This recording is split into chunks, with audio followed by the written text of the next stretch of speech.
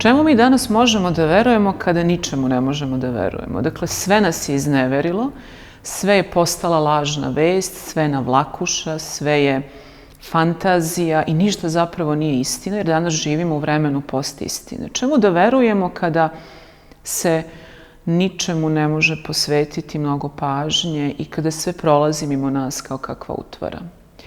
Možda je ovo trenutak, a trajeće on sigurno još neko vreme, kada će neverovanje poroditi novu veru. Ali ne veru u ono na što smo do sad navikli da verujemo. Dakle, kada nam neko nešto kaže, a mi pomislimo da je to istina, dakle, to ćemo morati proveriti. Kada čujemo vest bilo gde, na televiziji, na internetu, morat ćemo proveriti da li je istina ono što se iza nje krije. Ali će možda ovo neverovanje izroditi jednu drugačiju posvećenost istini.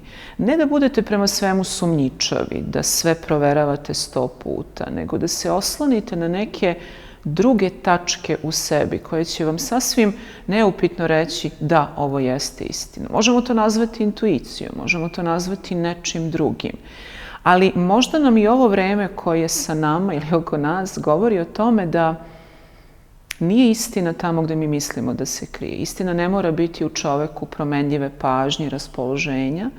Istina ne može da se nađe u novinama, na internetu ili na televiziji, već istina mora da bude u onim kucima koje do sada nismo pogledali ili na onim mestima koji su nam se do sad činili nevažnim. Dakle, možda je vreme ili trenutak da pogledamo u svoju intuiciju, same sebe i da procenimo kako se osjećamo u vezi sa nečim. Da li rezonujemo sa tim ili ne, da li nam smeta nečiji pogled, da li se u njemu nešto krije više od onoga što o njemu znamo.